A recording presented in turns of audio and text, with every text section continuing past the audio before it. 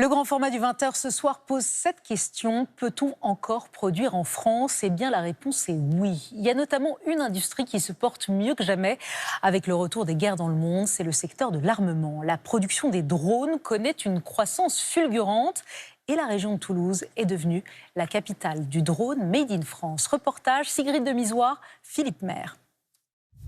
Derniers essais avant sa livraison à l'armée française. Assemblage du module Link, trépied. Décollage. Dans ce champ, les pilotes vérifient toutes les options de ce drone. Décollage, trajectoire de vol, mais aussi la caméra embarquée. Tout doit être opérationnel pour cet outil de surveillance furtif qui vient de sortir d'usine. Là, c'est une voiture qui suit. Dans quelques jours, il servira pour des missions de repérage, comme sur ces images en mer Méditerranée, aux côtés de la Marine nationale. Autre engin testé ce jour-là, un drone dit kamikaze qui explose sur ses cibles. Une centaine a déjà été expédiée en Ukraine. Beaucoup de tests en ce moment et de sorties de production. La production a augmenté, ça marche pas mal en ce moment. Des engins tous fabriqués ici, dans cette usine près de Toulouse.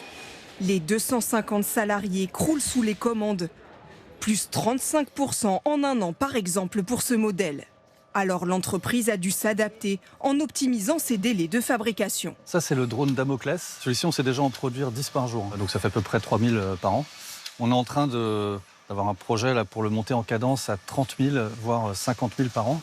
Des ajustements qui ont permis de tripler les capacités de production de l'entreprise. Elle prévoit même de les doubler d'ici la fin de l'année. Mais cela ne suffit pas. Pour répondre à la demande, cet industriel doit sans arrêt s'adapter aux besoins du champ de bataille. Un drone qui paraissait le meilleur truc possible à un moment donné, 3 ou 6 mois plus tard, il semble caduc. Vous voyez, on a à la fois un enjeu industriel, monter en cadence et en même temps rester très adaptable. Un pari gagnant. Son chiffre d'affaires aujourd'hui, 50 millions d'euros, 5 fois plus en 3 ans.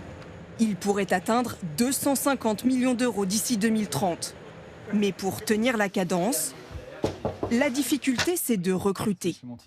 50 nouveaux postes cherchent preneurs. Il faut qu'on trouve de la main-d'œuvre rapidement, mais de la main-d'œuvre compétente, dans des domaines très pointus. Et c'est ça le gros enjeu pour Delair aujourd'hui, c'est d'arriver à attirer des talents dans des domaines qui sont très concurrentiels.